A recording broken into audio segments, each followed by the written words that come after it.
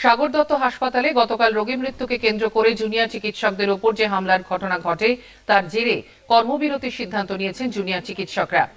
আজ তারা কাজে যোগ দেননি। নিরাপত্তার 10 দফা দাবি নিয়ে হাসপাতালের সুপার ডক্টর সুজয় মিস্ত্রিকে ঘিরে বিক্ষোভ দেখান হাসপাতালের নার্সরা।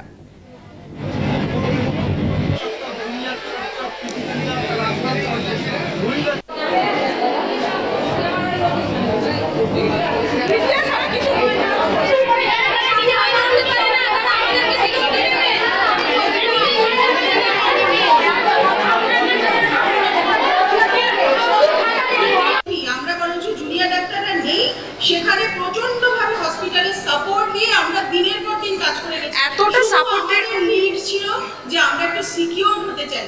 আজকে থেকে এই ঘটনার আগে থেকে এইগুলো বলা, প্লাস এই ঘটনা ঘটে যাওয়ার পরে দিনের পর দিন চিঠি করা হচ্ছে, বলা হচ্ছে আমরা দেখছি আমরা দেখছি আমরা দেখছি, এই ছাড়া আমরা অথরিটির কাছ থেকে আর কিচ্ছু পাইনি। কাল 5:30 পৌনে 6টার দিকে একটা পেশেন্ট খারাপ হয়ে গেছে, তার সাথে 25 থেকে 30 জন পেশেন্ট পার্টি ছিল ওখানে। তাদের পেছনে পুলিশ দাঁড়িয়ে আছে, পুলিশ কিন্তু প্রয়োজন বোধ করেনি পার্টিগুলোকে সরানোর জন্য। তার মধ্যে এখানে একজন ফিমেল পার্টি হঠাৎ করে ভায়োলেন্স হয়ে যায়, হয়ে গিয়ে আমাদেরকে আক্রমণ করা শুরু করে। আমরা তখন ইমার্জেন্সি ড্র করছে, আমি আর আমার অডিওতে একটা কালি আমাদেরকে এসে থালা বাসন ছুঁড়ে মেরেছে। পুলিশ দাঁড়িয়ে দূর থেকে দেখছে, সিকিউরিটি দূর থেকে দেখছে। আমাদের ওয়ার্ডে হুমকি আমাদের সামনে পাঠিয়েছে, আমাদের কর্মক্ষেত্রে কোনো সিকিউরিটি নেই, আমাদের চেঞ্জিং রুমে দরজা ঠিক নেই, আমাদের চেঞ্জিং রুমে একটা পর্দা নেই, আমরা মানে প্রচন্ড সমস্যায় আছি। হাসপাতালের সুপার ডাক্তার সুজয় মিস্ত্রি জানিয়েছেন, গতকাল চিকিৎসার গাফিলতিতে রোগীর মৃত্যু হয়নি।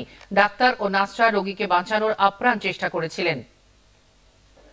হাসপাতালে শুধু নার্স নয়, আমাদের কর্তব্যরত যত স্টাফ থাকে, ধরুন doctor, nursing staff, group D staff যারা ডিউটি করে, তাদের ডেফিনেটলি নিরাপত্তাহীনতায় তারা ভুগছে। তার যথেষ্ট কারণ আছে। তার কারণ গভর্নমেন্ট হাসপাতাল যেগুলো আমাদের যেভাবে চলছে, তার যে প্রাইভেট সিকিউরিটি এজেন্সি যারা কাজ করে, মহামান্য সুপ্রিম কোর্টও বলেছেন যে তাদেরকে পার্মানেন্ট স্টাফ এবং শুধু পার্মানেন্ট নয়, এবং তাদেরকে শিক্ষণপ্রাপ্ত পার্মানেন্ট স্টাফ দিয়ে এই সিকিউরিটির কাজ করাতে হবে। এটা মহামান্য আপনারা সবাই জানেন, মিডিয়াতে দেখেছেন, মহামান্য চিফ জাস্টিস অফ ইন্ডিয়া কথা বলেছেন। কিন্তু আমাদের সেই সিস্টেমটা এখানে ছিল না। এখানে একটা প্রাইভেট এজেন্সি দিয়ে, তাদেরকে কোনো ট্রেনিং নেই, সেই রকম একটা সিকিউরিটি এজেন্সি দিয়ে এখানে চলে।